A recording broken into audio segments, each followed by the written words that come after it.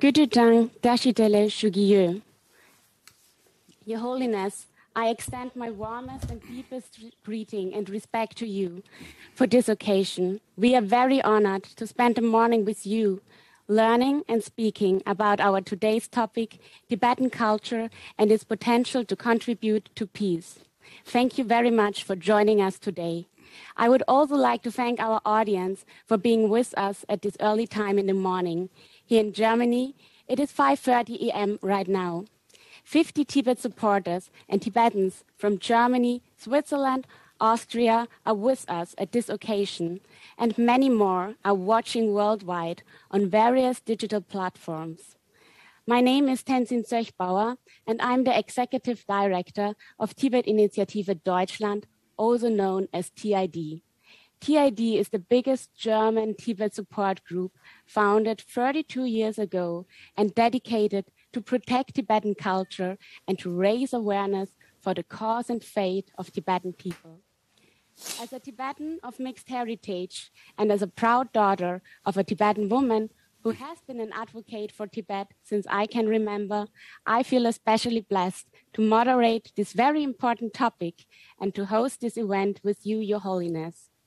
Your Holiness, I would like to request you now to please share with us your view and your opinion on how Tibetan culture can make a difference and contribute to a peaceful and mindful global society, especially in these current times. After your teaching, we will have some questions and we would be grateful to hear your answers. Thank you. Okay. Now, indeed, I'm very happy. This is some discussions with some German friends. Since my childhood, German, something very close in my mind. I think one reason, German, First World War, Second World War, many countries, you see, jointly attack Germany. So I have some special sort of feeling. Then, of course, the Mr. Abschnatter and Henry Hara, in Tibet, usually we call these two persons German. So eventually, Abschnatter, I have no personal special contact. But Hara is a very close friend of mine. My broken English, first let's start to learn from him. Later I noticed his own English very poor. So logically, the teacher himself, broken English, so me as a student of that kind of teacher, my English also broken English. So then, since my young age, I know Deutschland. So now today, and then I really admire this German people. Say, First World War, defeated by many other nations, including America. And the Second World War, also, you see, with including America, you see, defeat Germany. So I have some kind of feeling. When I look map, German in Central Europe, small. Then America, very big. So I felt, it seems to see First World War, Second World War, seems to see a little bit bully the one comparatively smaller country in Central Europe. So I have some special connection or feeling, Deutschland. So I'm very happy having this opportunity, some discussions. Then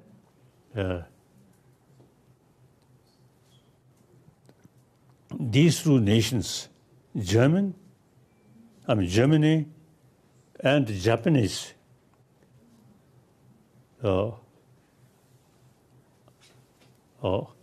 I think after World War, this is real peace movement in both these countries, especially Japanese suffer nuclear bomb. So you see these nations naturally, because too much suffering through war, you see they are from deep heart, you see want genuine peace, world peace. So both Deutschland and Japan certainly, you see, have great potential to make peaceful or contribution for peaceful world. So I'm very happy having this opportunity. So then here, the Tibetan culture and its potential to contribute to peace. Tibetan culture, actually, I think our own culture, more or less we are nomad, not much complicated. But the 7th century, the first king, Tibetan king, see, he married with Chinese princess. However, his mind very independent. You see, he want we Tibetan should have our own script. So not copy from Chinese script. Sometimes I jokingly telling, naturally, the 7th century King Songtsen Gampo, he enjoy, I think, Chinese wife and naturally Chinese food. But as far as the Chinese language letter is concerned, he found too complicated. So he decided, we should create our own script or copy from Indian Devanagari and alphabet. It is quite wise. So since the 7th century, the first king, Songtsen Gampo, already was laid down creation of our own script. So then 8th century, the Tibetan king, Chisung Tse, he wanted to establish Buddhism not through China, but directly from India. And at that time, the famous best sort of Buddhist institution in India was a Nalanda institution. So he invited almost top master of Nalanda institution, Shanta Rakshita. When Shanta Rakshita reached Tibet, he noticed Tibetan, we have our own script. So instead of learning Pali or Sanskrit, you see, you should translate all these important Buddhist texts in Sanskrit language or Pali language. So he emphasized translation. Some scholar, even you see, mentioned to me, Shanta Rakshita himself, you see, in spite of his age, he tried to learn Tibetan. So, because you see his advice, then through centuries, you see Tibetan, also the scholars or students, learn some Sanskrit and some Pali and a translation. So altogether, about 100 volume, that's Buddha's own teaching. Then about 200 volumes, that is Indian masters also writing. So altogether, in our own language, about more than 300 volumes in our own language, our own script. So that, I think, is the beginning of Tibetan unique cultural heritage develop.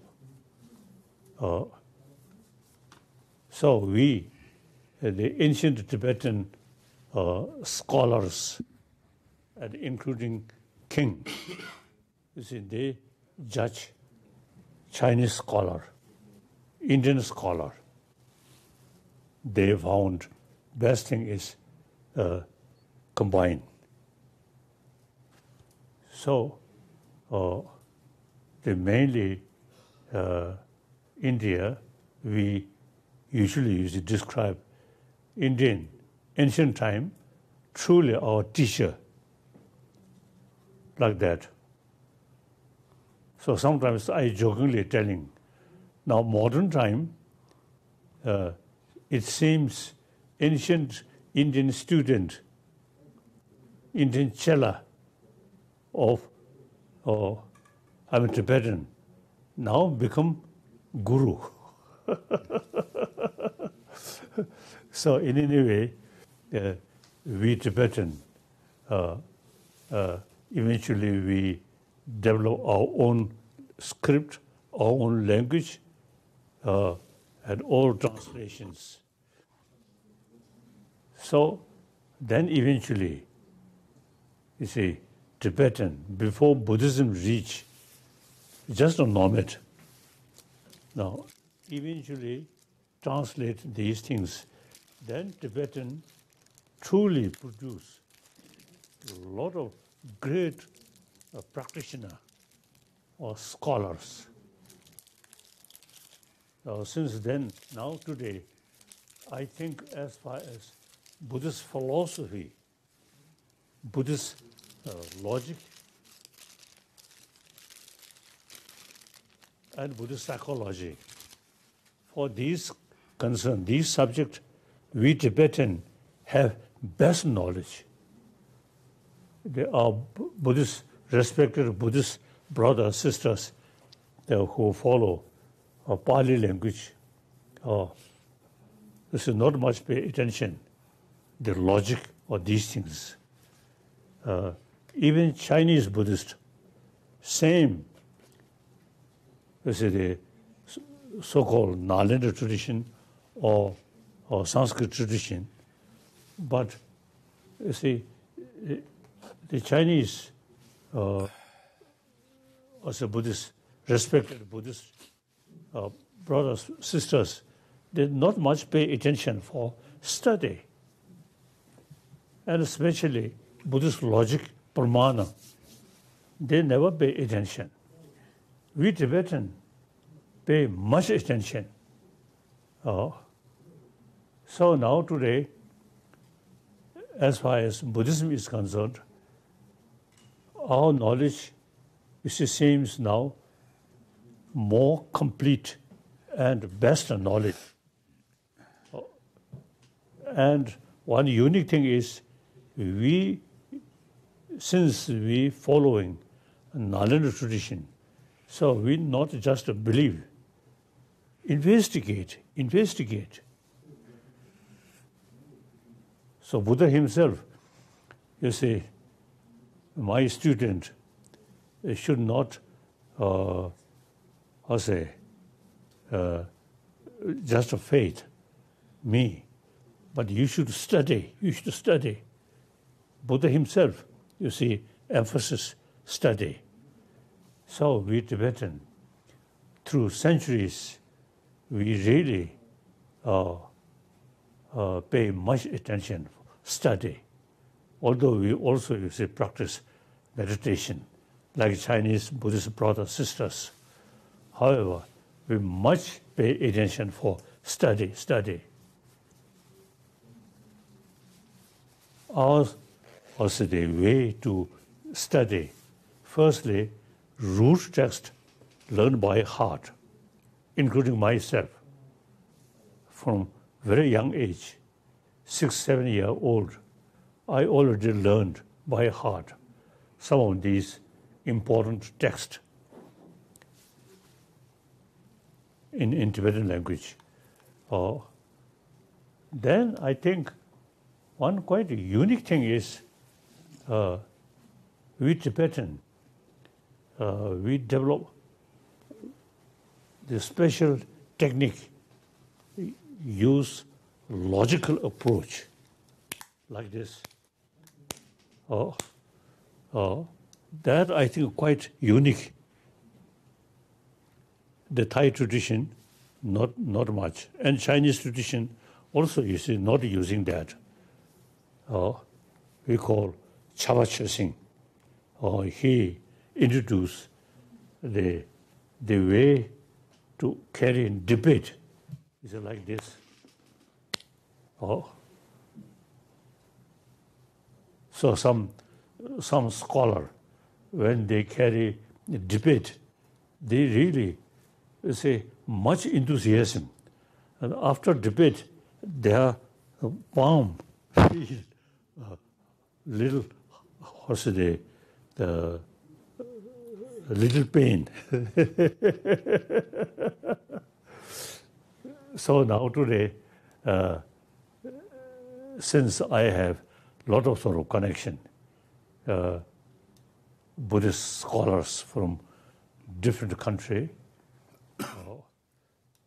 we Tibetan knowledge is much deeper, very, very thoroughly. We combine meditation, study, the Sanskrit, shamatha, vipassana, both jointly. So that is something quite unique. So now, Tibetan Buddhist tradition, since, you see, we not only practice compassion, warm-heartedness, but also, you see, use our brain extensively, logical approach. So now today, I feel with Tibetan tradition have great potential. See, to make contribution regarding peaceful world. So our way, not just a faith, intellectually, thinking much. So through that way, we develop compassion, inner peace.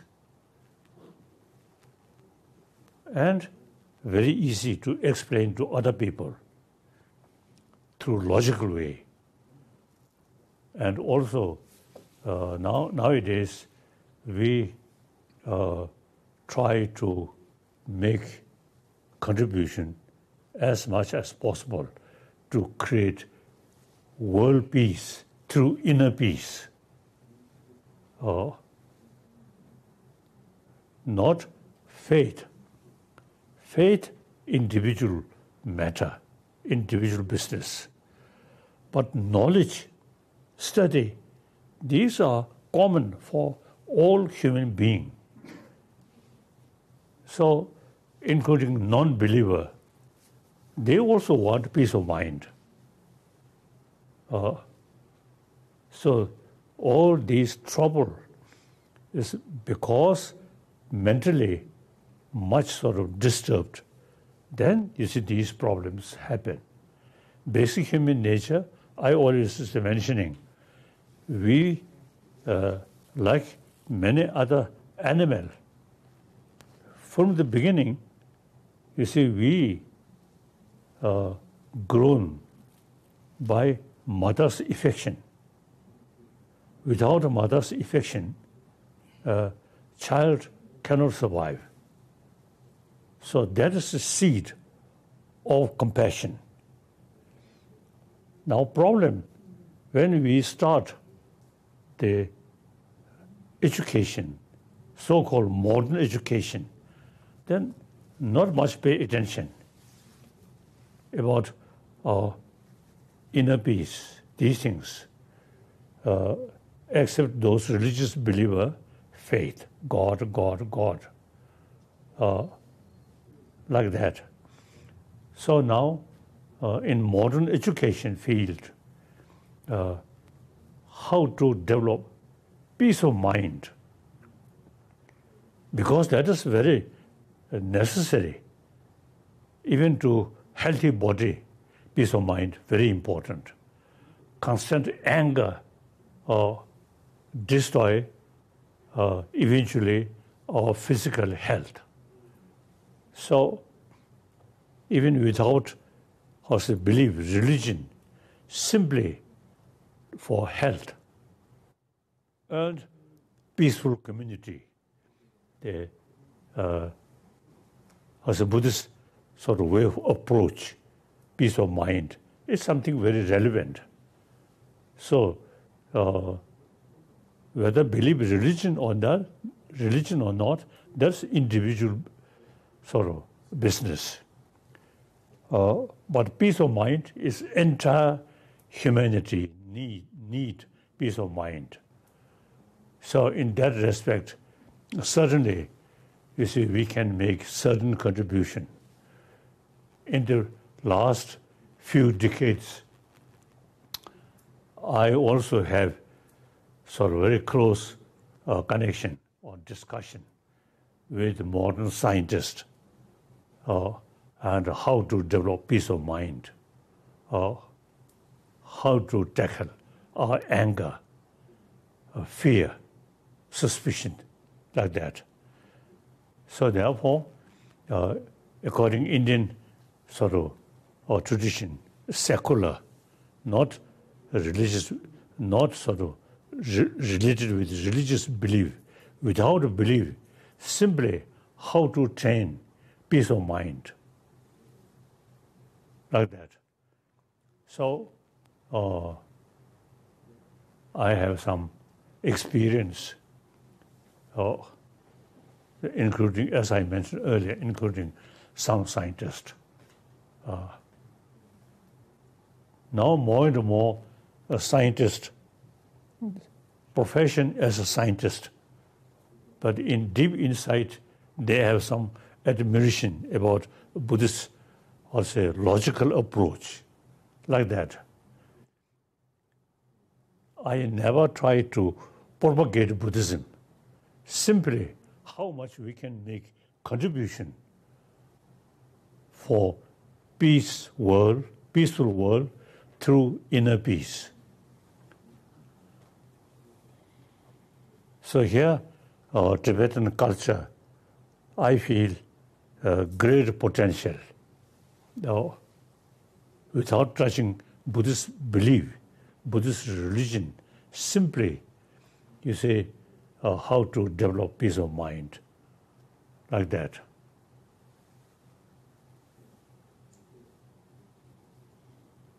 So now some questions. Thank you very much, Your Holiness, for your honest and important message to us. If you allow, we will now start the question part, and we are very grateful to have this opportunity. The first question is from Tashi Shitsang. She's the president of the Youth Association Europe and is located in Switzerland.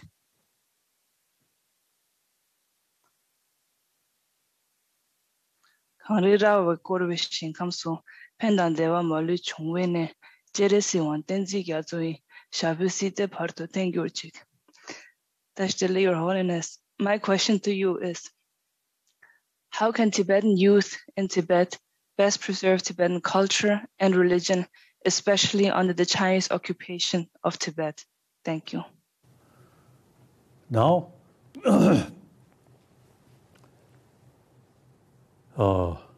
at the beginning, when Chinese occupied Tibet, is something different. At that time, the Chinese leaders, they have their own very strong ideology. They consider religion is opium. When I met my last meeting with Chairman Mao Zedong, Chairman Mao Zedong, he told me, your mind is very scientific-minded, and then religion is opium. Chairman Mao Zedong himself told me, he believed that. So that kind of thinking in China, now much change. Now today, more and more Chinese is showing interest about religion, Dharma, particularly Tibetan Buddhist tradition.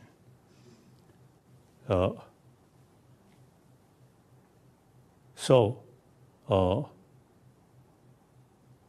some my friend, Tibetan scholar, who carry some sort of teachers' work in China, he noticed, say, number of Chinese scholars, after seeing some of the publication which published from here, and eventually translation also, Chinese translation also there, when they saw that, then Tibetan Buddhist tradition is only, is really the Nalanda tradition and also very scientific religion. It is true. It is very true. Our tradition not based on faith, but through reasoning, So,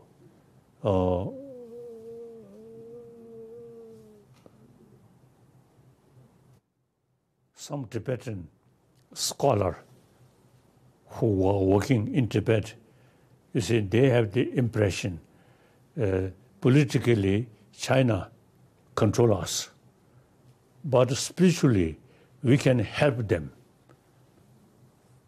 It is, I feel, quite true. Now, Buddhist population in China much increasing like that. So in any way, one way, Marxism failed. China, traditionally Buddhist country. So therefore, now more and more Chinese intellectual and including youth pay more attention about Buddhist tradition, which Tibetan culture, Tibetan Buddhist culture, like that. So now things are changing. So in any way, the Chinese communists, they utilize their maximum pressure regarding Tibetan Buddhism, completely failed.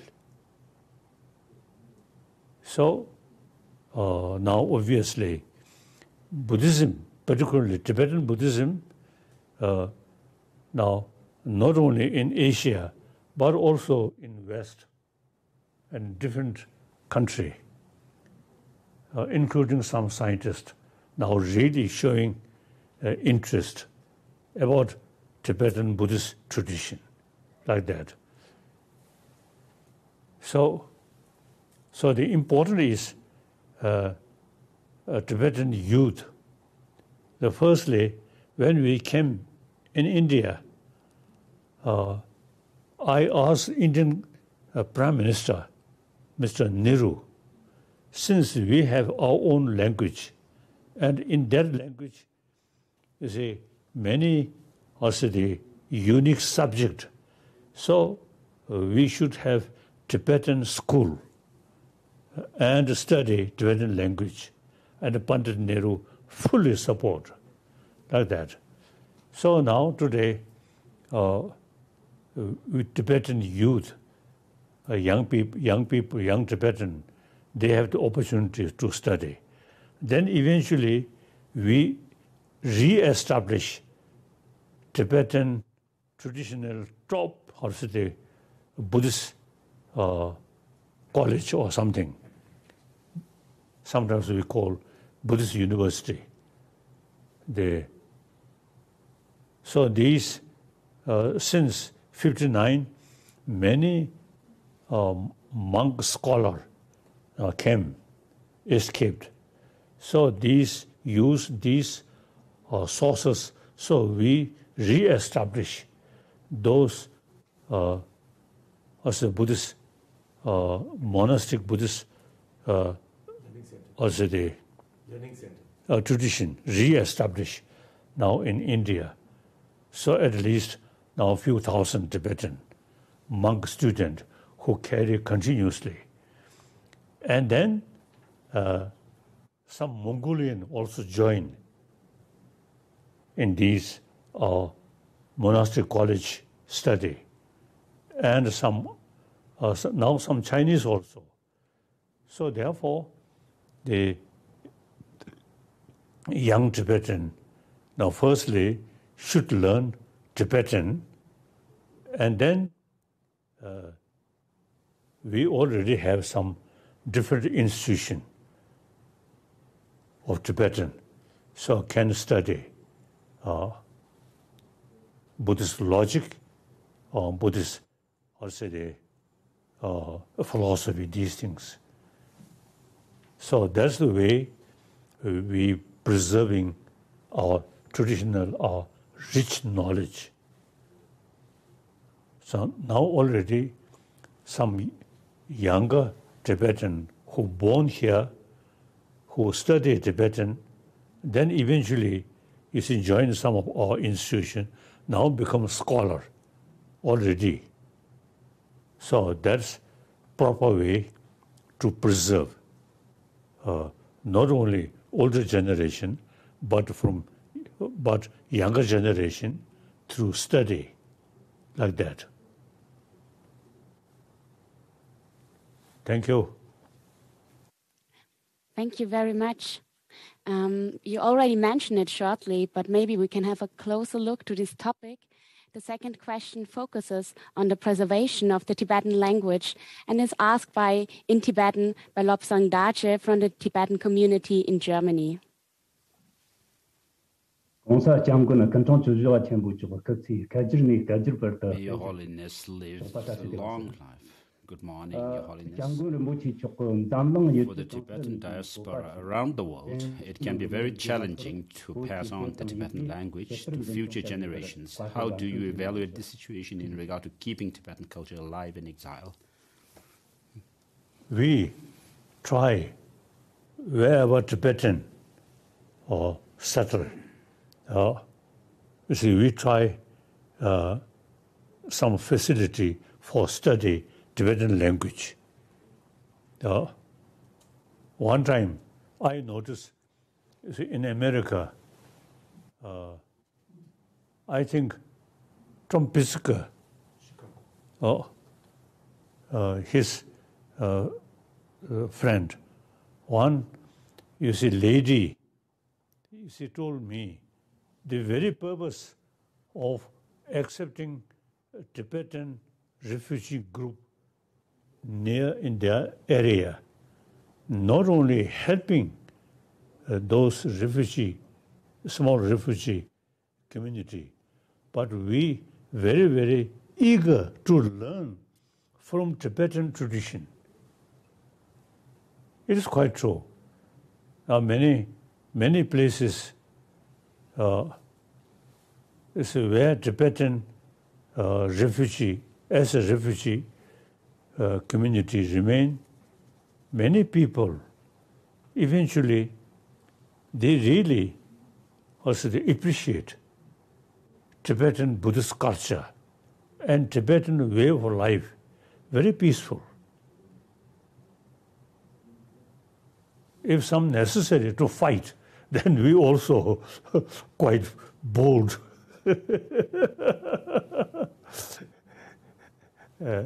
In I think 19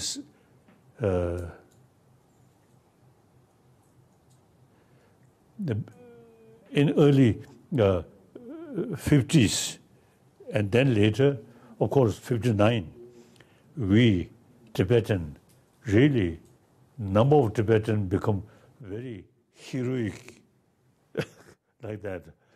But meantime, you see, our culture, really peaceful culture. Now many people now realize that. So now, younger generation, Tibetan, firstly, we already introduced study Tibetan, our own school, as I mentioned earlier. Then, after finishing school, or these sort of study Buddhist philosophy, Buddhist logic, now not only lay people, not only monk, now even lay people, you see, and including nuns, should study. So now already, you see, among Tibetan refugee community, number of also the young boys and girls and monks, nuns. And also I appeal whole Himalayan range, those Buddhist monastery should pay more attention for study. Now in India, we have several sort of institutions where we can study and carry debate. So we quite well preserve. Now not only monastery monks, but also lay people, and including a female, like that.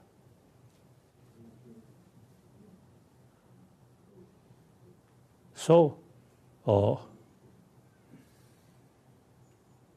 Tibetan culture, also Tibetan language, I think Tibetan language now seems in order to explain those sophisticated Buddhist philosophy, Buddhist logic, now best language is Tibetan language.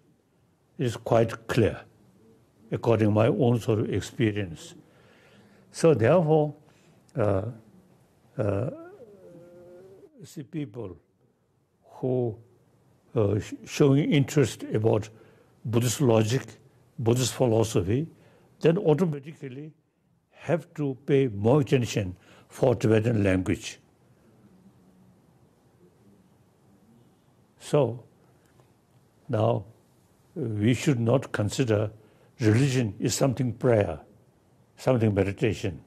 Not only that, even non-believer, the Tibetan Buddhist tradition, very helpful, very useful. For that study, very important. Okay. Thank you. The next question is from Dr. Roloff. She's a Buddhist teacher. Good morning, Your Holiness. In 1973 already, you spoke about universal responsibility. Your Holiness, my question is, does the promotion of a culture of peace go beyond traditional Buddhist practice? Now, as I already mentioned, secular way and without religion. So my main approach is secular way, including, as I mentioned earlier, including animal. They want peace. So we are not talking about next life or heaven. Simply how to build happy community, happy society. And now everywhere we express world peace, world peace. Now for that, we really can develop genuine world peace through inner peace without a religion. So,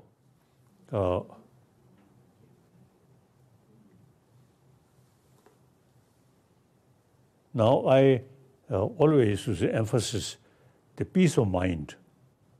Only that, not religion. Not thinking about next life, but this very life, peace of mind, for health reason, for happy family, for happy community, peace of mind is key thing. So, my one commitment is promotion of human compassion, not thinking religion, like that. Okay. Well, I wonder whether a Buddhist should also engage for peace or not.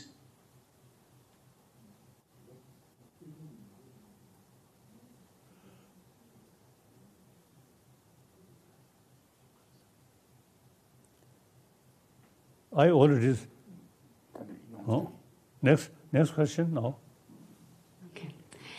The next question is from Dr. Stanze, former German ambassador of China and a member of our advisory board of the Tibet Initiative Deutschland.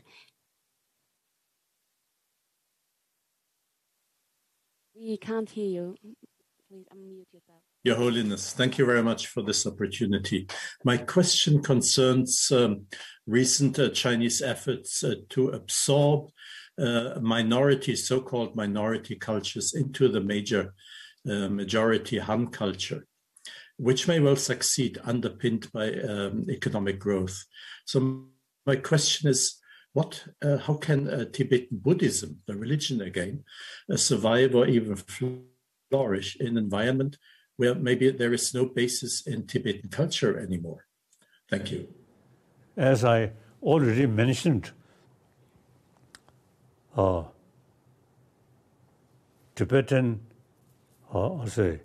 one important aspect of Tibetan culture or Tibetan tradition is Buddhist knowledge through logical approach. So that now more and more basically non-believer really showing interest. So now China as well. And after all, China, historically Buddhist country. So now China, revival Buddhist faith. With that, Buddhist knowledge, philosophy, Buddhist knowledge, something very, very scientific way. So more and more people now showing whether they believe Buddhist faith, a next life or heaven, this is different question. But simply how to thinking, analyze things, such as quantum physics. This is not religion, but quantum physics is really showing some of the Buddhist concept, very similar. When we analyze things not objectively, independently exist. So these are simply our knowledge. So for that reason, you see, as far as Buddhist logic, Buddhist philosophy is concerned, Tibetan kept best, more complete, as I mentioned earlier. So naturally, more and more people who showing interest about Buddhism, Buddhist philosophy, Buddhist logic, then naturally they have to pay more attention about Tibetan knowledge. Like that. Okay. The consecutive question is addressed to you by Mr. Michael Brandt, a member of the German Parliament. The CCP's aggression and expansion without and outside of China is increasing steadily. Your Holiness, what do you recommend to us when we are dealing with China politically? This is very difficult. Other day.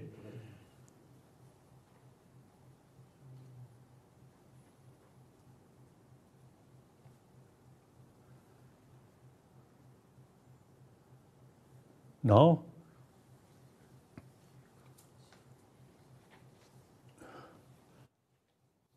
there's quite a complicated question.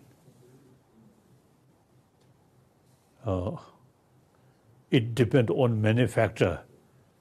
In any way, China, no matter how powerful, how great country, but still the part of the world. So have to live peacefully with other nations. Firstly, with India. And neither India or China cannot destroy other. India and China have to live side by side. Similarly, even you see Taiwan, see politically a lot of complication, but you see Chinese culture, 1,000-year-old culture. So like Taiwan, still the pure Chinese cultural heritage still kept there. So the political system can change, can destroy. But Chinese cultural heritage, 1,000-year-old cultural heritage, is cannot destroy, and no use to destroy. So therefore, China politically is sometimes, I may say, quite short-sighted sort of political sort of interest. But long run, you see, China is have to live side by side with neighbor countries, India, Japan, Korea, Vietnam, Burma, so on, like that. So now things are changing. Humanity's way of thinking, I think early part of this century and previous century and today, much change, much different. People more open-minded, more realistic approach. Previously, you see, my nation, my community, small. Now today, the international level thinking. So things are changing. Okay. Bernd Fertig is the speaker of our regional group in Würzburg. He has following question for you. Your Holiness, my question is, how can we motivate society to support our strong commitment so that the issue of Tibet will get worldwide attention again? Thank you. I feel more people, particularly educated, more deeper thinking people, showing interest about the Tibetan culture, our knowledge. And then automatically, you see, some sort of enthusiasm to preserve this rich knowledge, useful knowledge. This I feel. As I already mentioned, some scientists, they are not religious people. They are not pro-Tibetan. But when they knows Tibetan, part of Tibetan knowledge about the human mind, about human emotion, then they automatically showing interest.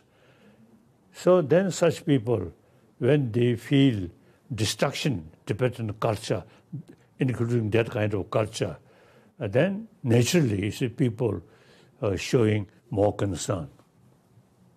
Like that. Okay. Thank you. The next question will be asked by Andreas Hilmer, a German journalist. Your Holiness, these days everyone can produce their own reality on the internet, and even everyone can spread fake news. What can be done so people will have the access to truth, to truthful information in subjects like climate change or the coronavirus, that truth will prevail? What is your opinion to that? Thank you very much. Now, I don't think in previous time, when people remain a little bit isolated, then some concerned people, false information, you see, easily can spread. Now today, this is the source of information, including as a personal, mobile. Kasa? Mobile phone. So now, today, you see, the information, source of information, not controlled by one people, one company like that.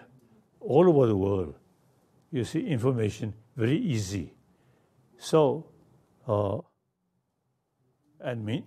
therefore, I think the people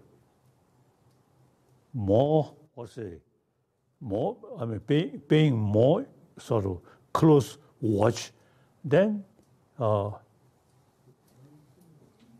the wrong information, you see, easily can, you see, can fail, like that. So now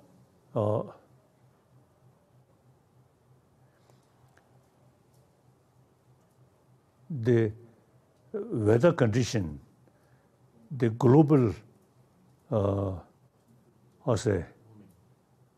weather changing, global warming. Now that's beyond our control, and is quite a nature process now changing. So some scientists, within next few decades, global warming reach such a level, then all these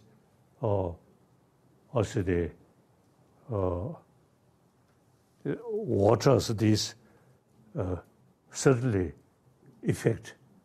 Now, for example, Tibet, a big river originally come from Tibet.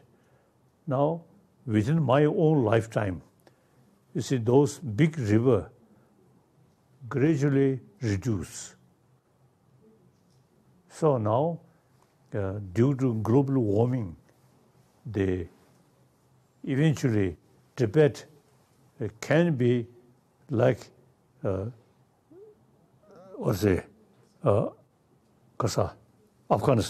Afghanistan, desert, very possible. So now that is something very serious matter beyond our control.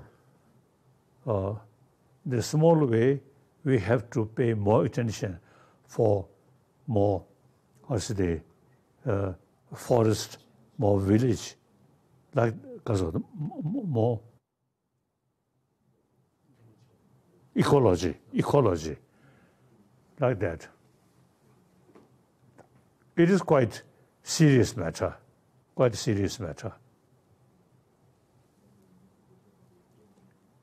Yes? Dr. Franz Alt, with whom you already have published 2 books, has the next question for you.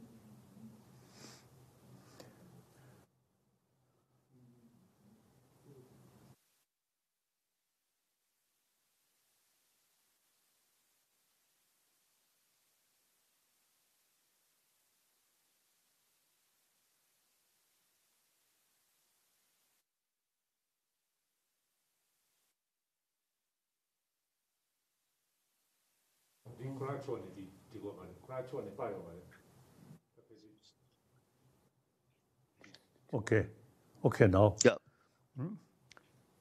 Now,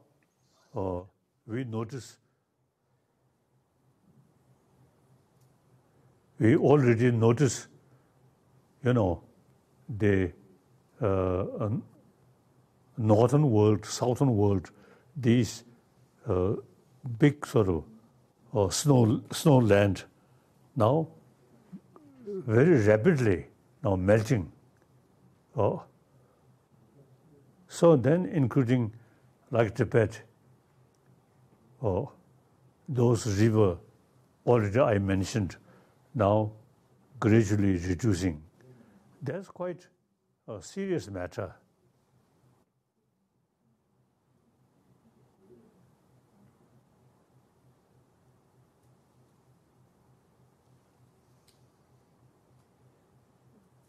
So now China, India, I think now I feel, at least China, now leaders of China thinking more realistic way, not just we, not like that. So I don't think much problem. This global level problem, now whole world have the responsibility and mutual responsibility. So I feel not like previous century. Previous century, my nation, my power. Now today's world, not like that. So things are changing, I feel. That's my view. Next. The next question is from Tenzin Chuni Naksang from Bad Münster, Eifel, and he has a special question for you, Your Holiness.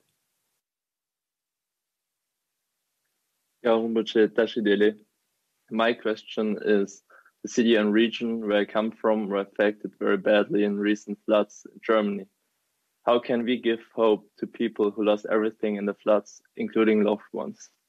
Thank you. Yes, I notice, that the world and some part too hot, burning, lot of fire, and some area, lot of water. So now, the only thing is, when those people who suffer due to these things, we should try to show them we also have serious sort of concern about your well-being. Then you see these people get the feeling we are not isolated.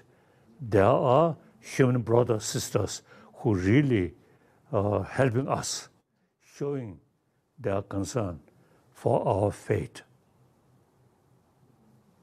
So again, important is the oneness of 7 billion human beings. Each find some difficulties. Everyone is to show it also the sympathy or concern. That's important. Okay. Thank you. Our member Birgit Knorre has like to ask you following question.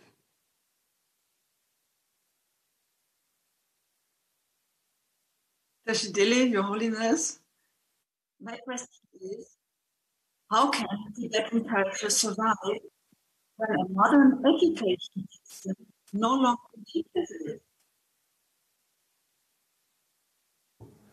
it? Now,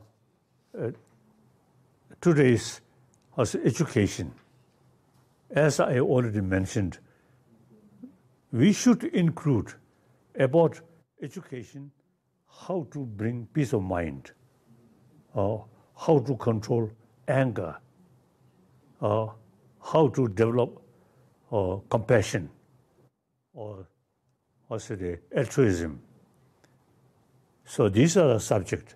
When we pay more attention about these subjects, then best source of these things in Tibetan, also the Tibetan culture. So not necessary for study Tibetan knowledge, but this subject which thoroughly explained in Tibetan language, in Tibetan sort of culture, and the essence, the meaning we should take, not as a Tibetan culture. Okay. Helmut Steckel is a longtime Tibet supporter, and he has a particular climate question for you. He will ask his question in German.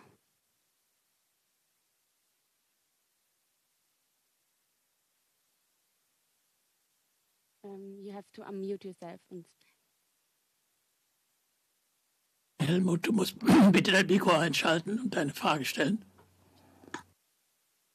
Ja, nach dem sehr bedeutenden aktuellen Weltklimabericht des Weltklimarats der Vereinten Nationen möchte ich die Frage stellen, wie kann die tibetische Kultur dazu beitragen, unser Engagement für den Umweltschutz zu fördern und den Klimawandel zu bekämpfen? No, a particular sort of also the knowledge about the global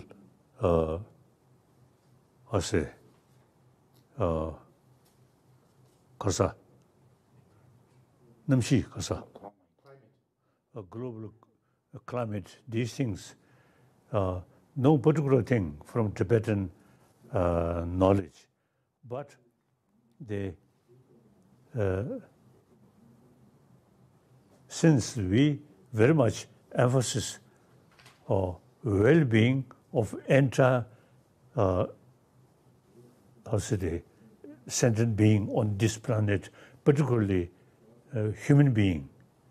So with that connection, you see, any sort of matter which related with human well-being, then automatically, you see, also develop interest or concern. No particular sort of thing about global warning these things in Tibetan culture, no particular thing. Okay.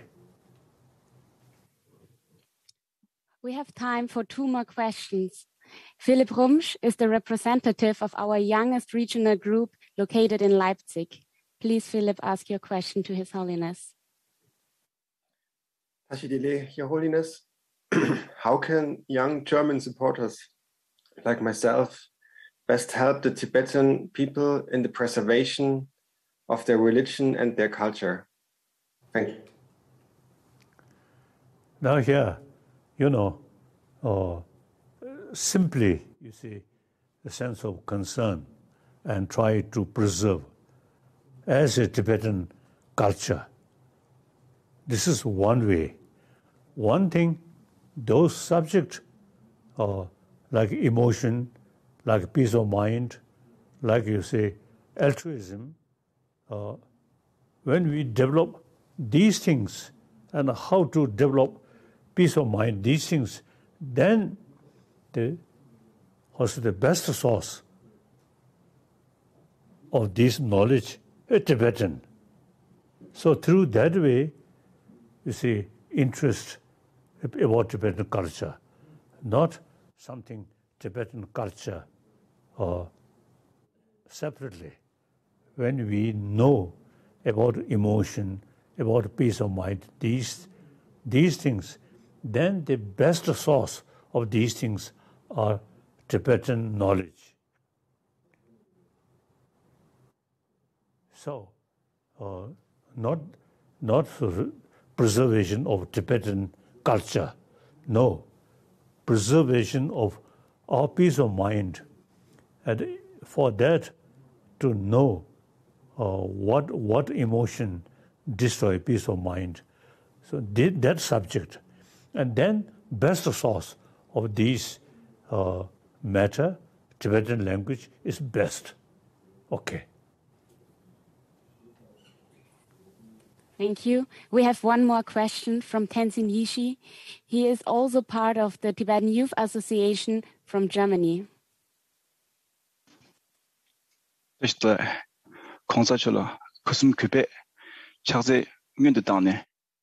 Your Holiness, my question is, do you believe that changing the culture over the time is essential? Or do you think that the traditional culture should not be altered at all? What is your thought on that? Thank you.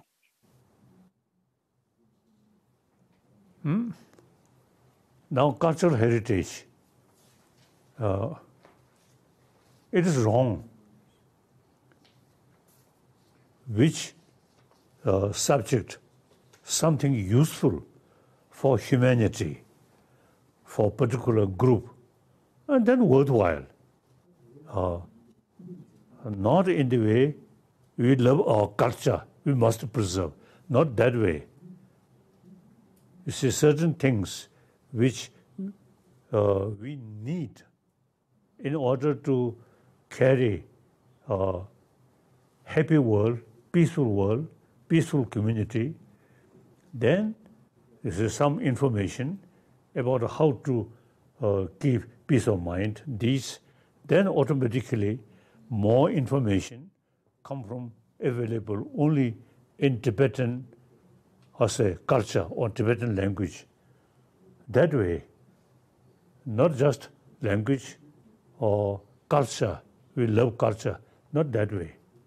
Something useful. So the best source of these things, then only Tibetan culture. Okay. Thank you very much, Your Holiness, for spending your morning with us and sharing your inspiring and motivated message to this topic with the world. I would also like to thank everybody who made this event possible and the translator who simultaneously translated this topic into 14 languages. Khyaba Rinpoche, we wish and pray for your long life in health and happiness. We need you to achieve world peace for the sake of all, especially for Tibetans inside Tibet. May truth prevail for Tibet, and may Your Holiness return to Tibet very soon. Allow me now to pass on the word to our chairman, Wolfgang Grader, for the final words. Thank you.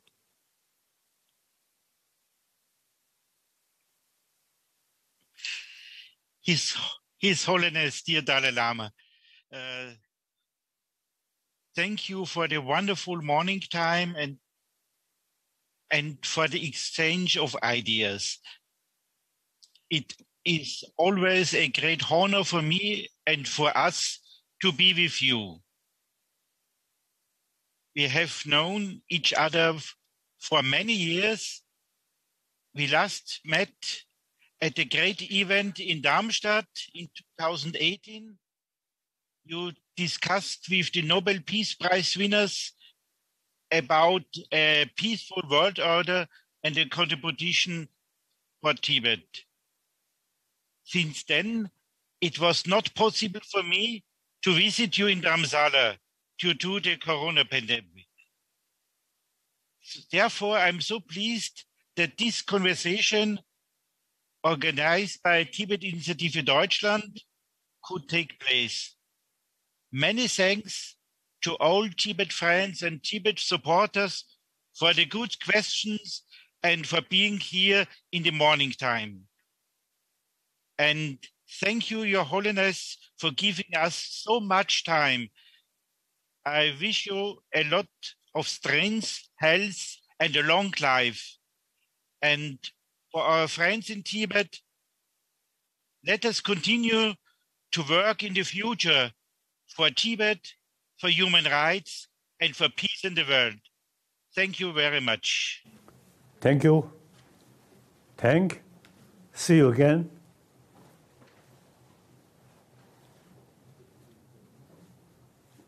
Okay. Thank you.